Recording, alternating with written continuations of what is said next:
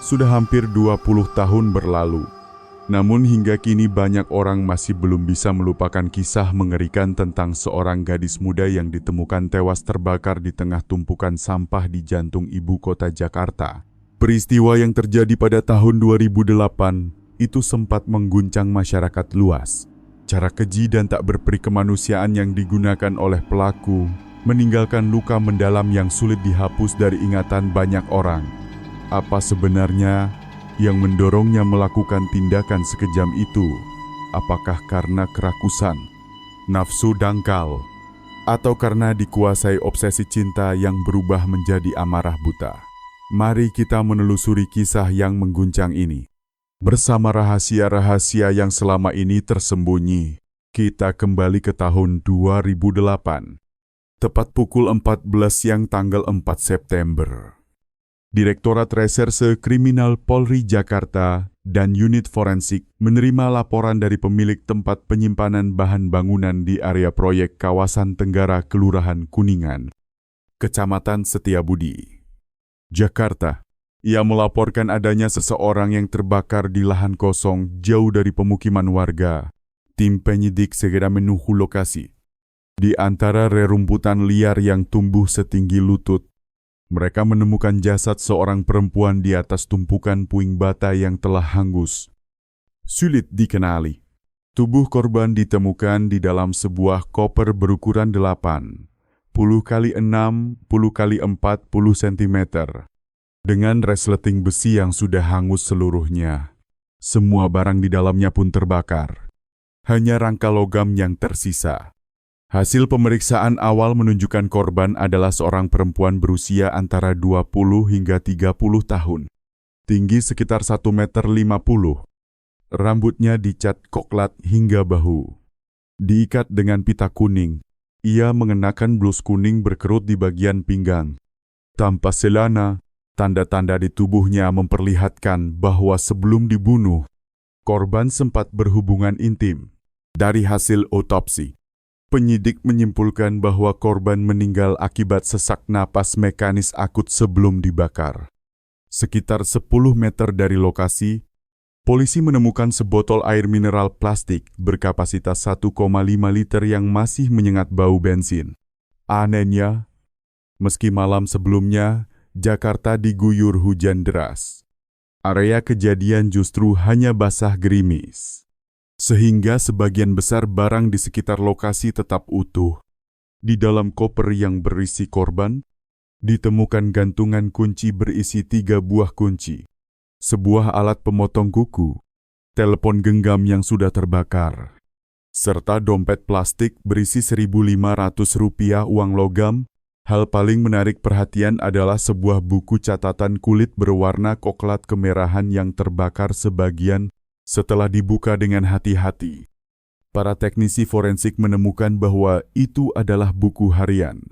Sebagian halaman masih dapat dibaca. Sore hari itu, berdasarkan hasil olah TKP dan keterangan awal, tim penyelidik menyimpulkan bahwa tempat ditemukannya jasad hanyalah lokasi pembuangan, bukan tempat pembunuhan sebenarnya. Korban kemungkinan dibunuh di tempat lain, kemudian dimasukkan ke dalam koper. Dibawa ke lokasi tersebut, disiram bensin dan dibakar untuk menghilangkan jejak. Pelaku tampaknya telah merencanakan dengan sangat matang agar semua barang bukti berubah menjadi abu. Namun tanpa disadari ia meninggalkan satu petunjuk tulisan di halaman terakhir buku harian yang sempat ia bakar bersama korban. Dari sisa tulisan yang berhasil diselamatkan, penyidik mendapati karakter huruf yang jelas-jelas ditulis oleh seseorang berkebangsaan Korea Selatan. Dan isi catatan itu menunjukkan bahwa penulis memiliki hubungan cinta dengan korban. Berdasarkan hal itu, tim penyelidik segera memerintahkan seluruh satuan kriminal di berbagai kecamatan dan kota satelit Jakarta untuk bekerja sama mengungkap kasus tersebut. Penyelidikan kemudian difokuskan pada universitas yang memiliki jurusan bahasa Korea. Dan akhirnya diketahui bahwa di Universitas Indonesia, Ketua Kelas Jurusan Bahasa Korea Angkatan 1H05, telah melaporkan kepada dekanat mengenai seorang mahasiswa bernama Rani Putri yang menghilang tanpa kabar. Kakak laki-lakinya, Adif Prasetyo, memberi keterangan pagi tanggal 3 September 2008. Seperti biasa, ia mengantar adiknya ke halte bus Transjakarta Koridor 5 menuju kampus, namun malamnya Rani tidak pulang. Ia menelepon berulang kali tanpa hasil. Kemudian bersama keluarga melapor ke pihak universitas. Beberapa teman sekelas Rani mengatakan, sore hari itu setelah belajar di kelas, Rani pergi ke perpustakaan, lalu terlihat meninggalkan kampus bersama seorang pria berkacamata, warga Korea Selatan, membawa ransel di pundaknya. Sejak saat itu, tidak ada yang melihatnya lagi. Setelah mengerahkan berbagai sumber informasi, pihak kepolisian akhirnya sakding bahwa korban tak lain adalah Rani Putri. Lahir tahun 1987, mahasiswi tingkat 4 jurusan Bahasa Korea Universitas Indonesia. Tinggal di rumah sewa kecil di Kelurahan Cibubur, Kecamatan Ciracas, Jakarta Timur. Dari keterangan tetangga, Rani dikenal sebagai gadis baik, pendiam, dan tekun. Ia berasal dari keluarga petani sederhana di Jawa Tengah bagian utara. Meski hidup susah, Rani rajin belajar hingga diterima di universitas ternama. Selain kuliah, ia juga bekerja paruh waktu mengajar bahasa Indonesia bagi warga asing untuk menambah biaya hidup. Kembali pada barang bukti utama. Tim forensik Polri sangat memusatkan perhatian pada buku catatan yang hangus tadi. Buku itu dibawa ke Pusat Laboratorium Forensik Nasional untuk dianalisis. Prosesnya sangat rumit karena halaman-halamannya rapuh seperti abu. Para ahli menggunakan lem semprot khusus agar lembaran arang itu mengeras. Lalu, satu persatu dipisahkan dengan pinset, disusun kembali, dan diterangi dengan sinar ultraviolet agar huruf-huruf muncul. Pada halaman terakhir, tim mendapati tulisan bergaya Hangeul huruf Korea, bercampur beberapa kata bahasa Indonesia. Setelah dianalisis, kalimat itu berbunyi, "Aku telah mengalami banyak kesulitan di Indonesia. Aku dan dia kini berada di surga bersama. Aku berharap kasih Tuhan akan mengampuniku." Di bawah tulisan tersebut terdapat beberapa kata dalam bahasa Indonesia dengan goresan kasar. Tampaknya ditulis oleh seseorang yang baru belajar bahasa ini.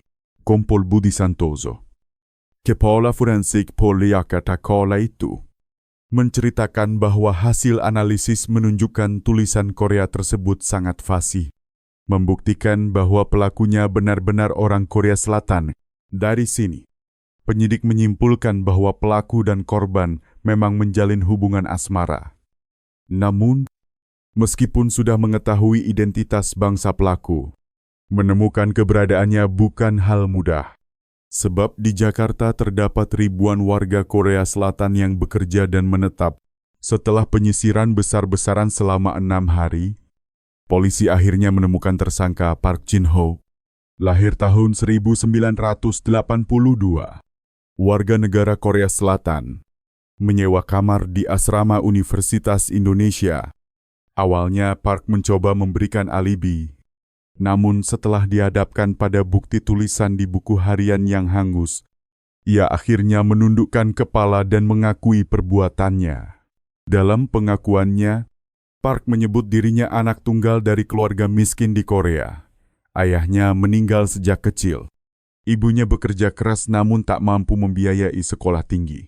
Saat berusia 23 tahun, Park datang ke Indonesia mencari pekerjaan dan berharap bisa membangun masa depan baru. Karena tak mampu menyewa apartemen mewah, ia memilih tinggal di area padat penduduk di Kecamatan Tebet. Di sanalah ia bertemu Rani Putri, yang kemudian menjadi guru bahasa Indonesianya. Dari hubungan belajar, tumbuhlah benih cinta. Kamar sewaan Park menjadi tempat pertemuan mereka. Hingga akhirnya pemilik rumah mengetahui hubungan itu dan meminta Park pindah. Park lalu menyewa kamar lain tak jauh dari situ. Dan Rani tetap rutin datang mengajarnya. Park sangat bangga memiliki kekasih Indonesia yang cantik dan cerdas. Bahkan berencana suatu hari akan membawa Rani ke Korea untuk dikenalkan kepada ibunya dan menikah. Namun siang hari 3 September 2008, setelah makan siang di kantin kampus, keduanya pulang ke kamar Park. Setelah momen mesra, Rani sempat bercerita tentang cinta pertamanya semasa SMA. Kisah yang membuat Park merasa cemburu dan marah. Dalam amukan emosi, ia mencekik Rani hingga tak bernyawa. Melihat kekasihnya telah meninggal di tangannya, Park panik.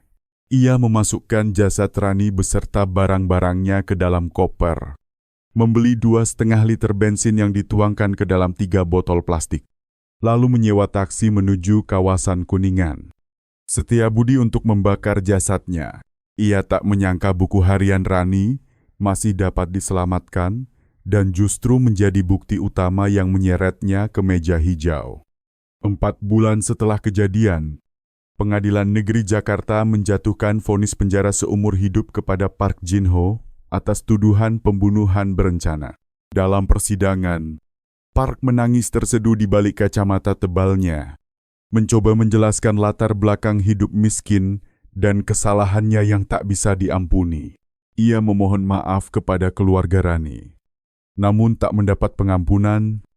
Perwakilan Kedutaan Besar Korea Selatan di Indonesia hadir di persidangan, memohon keringanan hukuman dan berjanji membantu proses ganti rugi kepada keluarga korban. Namun, rasa kehilangan terhadap putri bungsu yang cerdas dan penuh harapan membuat keluarga Rani tetap menuntut hukuman paling berat bagi pembunuhnya. Perwakilan Kedutaan Besar Korea Selatan di Indonesia menyatakan kesediaannya untuk membantu memulihkan kerugian bagi keluarga korban Rani Putri, serta memberikan dukungan kepada Universitas Indonesia, tempat gadis itu menempuh pendidikan. Namun, kehilangan putri bungsu yang cerdas dan berbakti membuat keluarga korban bersikeras meminta majelis hakim menjatuhkan hukuman paling berat kepada pelaku. Pada sidang banding, hukuman penjara seumur hidup terhadap Park Jin-ho dinaikkan menjadi hukuman mati. Saat itu, Park hanya memiliki seberkas harapan untuk bertahan hidup, yaitu menulis permohonan gerasi kepada Presiden Republik Indonesia. Keluarganya pun meminta bantuan pengacara untuk menyusun surat permohonan pengampunan hukuman mati. Meskipun mengakui bahwa hukuman mati adalah ganjaran yang setimpal untuk kejahatan yang dilakukannya, sang pengacara tetap berharap hukum Indonesia memberi satu jalan hidup bagi kliennya. Keberuntungan akhirnya datang kepada Park Jin-ho. Presiden mengabulkan permohonan gerasi tersebut, mengubah hukuman mati menjadi penjara seumur hidup. Setelah mendapat keringanan itu, Park dipindahkan dari rumah tahanan sementara ke lembaga pemasyarakatan di bawah kewenangan Polri, sebagaimana perlakuan terhadap narapidana asing lainnya. Namun, kasus Park kemudian diselesaikan melalui jalur diplomatik. Sesuai kesepakatan antar negara, Park Jin-ho diekstradisi ke Korea Selatan untuk menjalani hukumannya di sana. Banyak orang merasa lega karena Park masih memiliki kesempatan hidup dan kembali ke tanah airnya. Tetapi tidak sedikit yang merasa getir ketika mengingat impian cintanya dulu membawa Rani ke negeri kimchi untuk memperkenalkan kepada ibunya dan menikahinya. Andai ia mampu memperbaiki diri, mungkin ia masih dapat menemukan kebahagiaan sejati, meski bayang-bayang cinta berdarah di Jakarta akan menghantui dirinya seumur hidup. Di sisi lain, meski telah berkeluarga, seorang kepala polisi kelurahan yang seharusnya menjadi pelindung masyarakat justru diam-diam menjalin hubungan terlarang dengan seorang guru taman kanak-kanak selama bertahun-tahun. Tidak berhenti di situ. Ia juga diketahui dekat dengan perempuan lain, hingga membuat sang guru cemburu. Tak ada yang menyangka bahwa hari ia menemui kekasihnya untuk melampiaskan rasa cinta dan cemburu itu justru menjadi hari terakhir dalam hidupnya. Menurut laporan Polres Kabupaten Semarang, Provinsi Jawa Tengah, pada 12 November 2016, Mereka menerima laporan dari H.V. T. Lahir tahun 1972. Warga Dusun Tanuraga, Kecamatan Tegalrejo, bahwa istrinya, M. L. T. Lahir tahun 1974, seorang guru di TK Tamara, Kecamatan Tamara, telah menghilang secara misterius. M. L. T. berasal dari Kecamatan Tegalrejo dan telah dipindahkan mengajar di sekolah barunya sejak 2011. Keluarga korban mengatakan bahwa pada 12 November, ia meninggalkan rumah dan tidak pernah kembali. Setelah 2 hari, keluarga melapor ke pihak sekolah dan pemerintah desa. Pagi 14 November, pihak sekolah menyadari bahwa guru tersebut tidak hadir tanpa izin. Kepala sekolah menjelaskan bahwa selama bekerja, M. L. T. tidak pernah menunjukkan perilaku aneh. Ia rajin, selalu hadir tepat waktu, dan dikenal berprestasi setiap tahun. Begitu laporan diterima, Polres Semarang segera membentuk tim pencarian dan melapor kepada Polda Jawa Tengah untuk memerintahkan Direktorat Reserse Kriminal melakukan penyelidikan mendalam. Dari penelusuran hubungan pribadi korban, polisi menemukan bahwa Ahmad Sulaiman, lahir tahun 1972, warga Kelurahan Damarjati, memiliki hubungan dekat dengan korban dan menunjukkan banyak kejanggalan. Ia dipanggil untuk dimintai keterangan, dan pada sore 14 November, setelah dihadapkan pada bukti yang tak terbantahkan, Ahmad akhirnya mengaku telah membunuh M. L. T. lalu menyembunyikan mayatnya di tempat pembuangan sampah di wilayah lain dalam kabupaten yang sama. Berdasarkan pengakuan itu, polisi segera menuju lokasi yang dimaksud dan menemukan jasad korban dibungkus karung dan ditimbun di tumpukan sampah. Saat peristiwa terjadi, Ahmad Sulaiman masih menjabat sebagai kepala polisi kelurahan di kawasan tersebut dan telah menjabat hampir 2 periode. Pada 16 November 2016, pemerintah Kabupaten Semarang resmi menonaktifkan Ahmad hingga penyidikan tuntas. Dalam pekerjaan, ia dikenal ramah, humoris, dan selalu menunaikan tugas dengan baik. Karena itu, ketika publik mengetahui ia adalah pelaku pembunuhan, semua orang terkejut. Ahmad telah menikah dan memiliki 2 putri. Istrinya bekerja di luar negeri. Diketahui bahwa ia menjalin hubungan gelap dengan M. L. T. yang juga telah berkeluarga. Ketika sang istri berada di luar negeri, hubungan terlarang itu semakin intens. Meskipun keluarga kedua pihak telah berusaha memutuskannya. Saat diperiksa, Ahmad mengaku bahwa antara dirinya dan M. L. T. memang ada hubungan cinta. Pada 10 November, keduanya berencana membeli sepeda motor. Namun gagal. Di perjalanan pulang, mereka bertengkar hebat karena M. L. T. menuduh Ahmad berselingkuh. Ketika mereka berhenti di dekat tempat pembuangan sampah, Ahmad mencoba menenangkannya. Namun sang kekasih menangis dan meronta. Dalam perkelahian itu, M. L. T. mencakar dan menggigit lengannya. Karena kesakitan, Ahmad spontan mencekik lehernya. Nama M. L. T. tetap melawan dan menendang ke bagian bawah tubuhnya. Melihat sial di leher korban, Ahmad menarik kedua ujungnya dan mencekik lebih kuat. Sekitar 2 menit kemudian, ia panik ketika menyadari bahwa kekasihnya telah tak bernyawa. Pagi 23 Mei, Pengadilan Negeri Provinsi Jawa Tengah menggelar sidang kasus pembunuhan Ahmad Sulaiman. Setelah menimbang seluruh bukti, pengadilan memutuskan menjatuhkan hukuman penjara seumur hidup. Mulai dari saat itu, hari-hari Ahmad dihabiskan di balik jeruji besi. Karier yang ia bangun hancur, dan keluarganya tercerai-berai.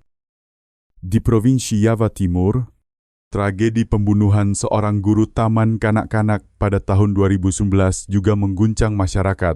Korban Lina Kartika, lahir tahun 1969, adalah warga Kelurahan Ngadirejo, Kabupaten Tanjung Sari. Ia pernah mengalami rumah tangga yang tidak bahagia karena kerap dipukuli oleh suaminya yang kasar. Pada 2007, Lina resmi bercerai dan tinggal bersama dua anaknya. Ketika anak-anaknya telah dewasa dan merantau ke wilayah selatan untuk bekerja, Lina hidup sendirian di rumah kecil di pinggir Jalan Merdeka. Setiap hari ia mengajar di TK Fuson, sekitar 30 km dari rumahnya, dan biasanya menginap di rumah warga sekitar sekolah. Kepala sekolah menggambarkan Lina sebagai guru yang cakap, teladan, disukai murid, serta dihormati rekan kerja. Hidupnya berjalan tenang sampai desas-desus hubungan dengan seorang pria bernama Hendra Wijaya, berusia 52 tahun. Menyebar, Hendra adalah pria pendiam yang baru kembali ke kampung halaman setelah gagal membina rumah tangga selama hampir 20 tahun di luar daerah. Warga sekitar mendukung hubungan keduanya, berharap kisah cinta itu berakhir bahagia. Namun takdir berkata lain, setelah beberapa waktu menjalin hubungan, pertengkaran sering terjadi, dan hubungan mereka memburuk. Lina berkeinginan untuk berpisah, tetapi Hendra menolak. Pada 3 Juli 2017, sekitar pukul 00.30 dini hari, Hendra datang ke rumah Lina untuk berbicara. Pertengkaran besar terjadi ketika Lina tetap bersikeras memutuskan hubungan. Dalam amarah yang tak terkendali, Hendra masuk ke dapur, mengambil pisau dapur, lalu menyerang Lina. Luka yang diderita korban terlalu parah hingga membuatnya meninggal di tempat. Setelah melakukan kejahatan, Hendra membuang pisau di lokasi, mengunci rumah, dan pulang. Pukul 00.00 pagi, ibu korban yang tinggal di rumah sebelah memanggil anaknya. Namun tak ada jawaban. Ketika masuk ke rumah, ia terkejut menemukan jasad Lina bersimbah darah dan berteriak meminta bantuan. Polisi segera tiba di tempat kejadian dan memastikan bahwa ini adalah kasus pembunuhan serius. Melalui pemeriksaan intensif, polisi menetapkan Hendra Wijaya sebagai tersangka. Setelah bukti-bukti lengkap terkumpul, ia ditangkap dan dijerat dengan pasal pembunuhan berencana, dengan ancaman penjara seumur hidup. Setelah pengumpulan bukti yang lengkap, Hendra Wijaya akhirnya ditangkap secara mendadak oleh pihak Polres Jawa Timur atas tuduhan pembunuhan berencana.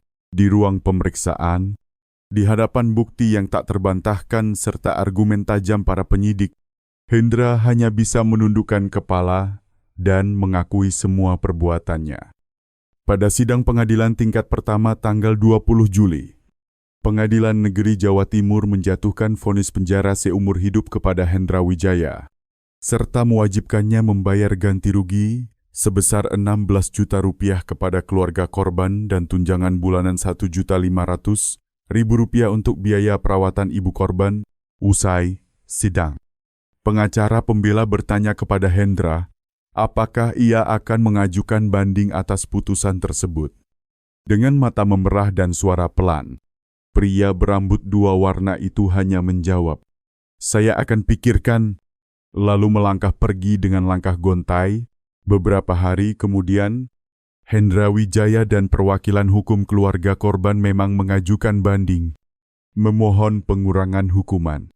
Namun, Majelis Hakim tingkat banding menilai bahwa perbuatannya tergolong sangat keji dan kejam, dilakukan dengan cara sadis dan tanpa penyesalan. Karena itu, hukuman yang dijatuhkan pengadilan tingkat pertama dinilai sudah setimpal dengan kesalahannya. Permohonan banding ditolak, dan vonis penjara seumur hidup tetap diberlakukan. Sementara itu, di wilayah Jawa Barat, tragedi lain kembali menggemparkan. Dalam perjalanan pulang dari sekolah, seorang guru taman kanak-kanak berhenti di pinggir jalan untuk menolong seorang pria yang melambai meminta tumpangan. Ia tak pernah menyangka bahwa kebaikannya salah alamat orang yang ditolong justru seorang pembunuh keji. Lebih tragis lagi, setelah membunuh, pelaku memperkosa jasad korban. Sekitar pukul 4 sore tanggal 14 September 2013, Direktorat Reserse Kriminal Polda Jawa Barat menerima laporan dari Polres Kabupaten Cisarua tentang hilangnya seorang guru muda, Siti Rahma, berusia 27 tahun, warga Kecamatan Cisarua. Ia adalah guru TK di Kelurahan Piengpan. Malam itu, keluarga Siti menunggu kepulangannya. Namun, ia tak kunjung datang. Ketika dihubungi, pihak sekolah mengatakan bahwa ia sudah pulang sejak sore. Merasa firasat buruk, keluarga bersama warga sekitar melakukan pencarian, namun hasilnya nihil. Laporan segera disampaikan ke Polres Cisarua. Kepolisian menduga bahwa ini adalah kasus pembunuhan dan segera memusatkan penyelidikan di sekitar Jalan Raya Nasional 4J, jalur yang sepi dan rawan. Polisi bekerja sama dengan warga melakukan penyisiran hingga akhirnya menerima informasi bahwa Vivantosi, 27 tahun, mantan narapidana yang baru keluar dari penjara 2 minggu sebelumnya karena kasus pencurian dan penipuan, terlihat berkeliaran di sekitar lokasi. Sekitar pukul 10 pagi tanggal 14 September, polisi menyerbu rumah ayahnya dan menangkap Tosi saat sedang tertidur lelap. Dalam dompetnya, petugas menemukan surat registrasi kendaraan milik Siti Rahma. Bukti itu terlalu kuat untuk disangkal. Dari pengakuannya, polisi menemukan lokasi jasad korban yang terkubur di tepi hutan kecil, sekitar 20 meter dari jalan raya. Tosi mengaku bahwa pada malam 13 September, ia berjalan sendirian di jalan tersebut dan melihat seorang perempuan muda mengendarai motor seorang diri. Itu adalah Siti Rahma. Ia melambaikan tangan, meminta tumpangan. Siti, yang dikenal suka menolong warga, berhenti dan mengizinkannya naik. Begitu naik, Tosi langsung menyerang.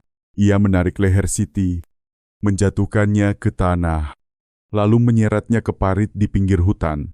Korban berusaha melawan dan berteriak, tetapi suara lemah itu tenggelam dalam kesunyian sore. Tosi menendang tas Siti, merebut tali laptop, lalu menggunakan tali tas laptop itu untuk mencekik leher korban hingga tak bernyawa. Setelah memastikan korban meninggal, ia memperkosa jasad Siti, kemudian menguburkannya dangkal dan menutupi dengan daun-daun kering. Ia mengambil motor, ponsel, helm, dan laptop korban.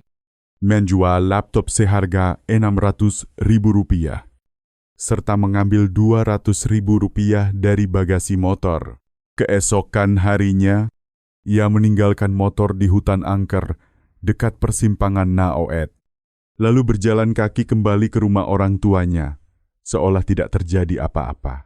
Ketika ditangkap, Tosi terlihat dingin dan tak berperasaan, tatapannya kosong, tetapi sesekali memancarkan kilatan dingin penuh kebencian. Ia adalah seorang mantan napi kambuhan dengan 2 catatan kriminal sebelumnya.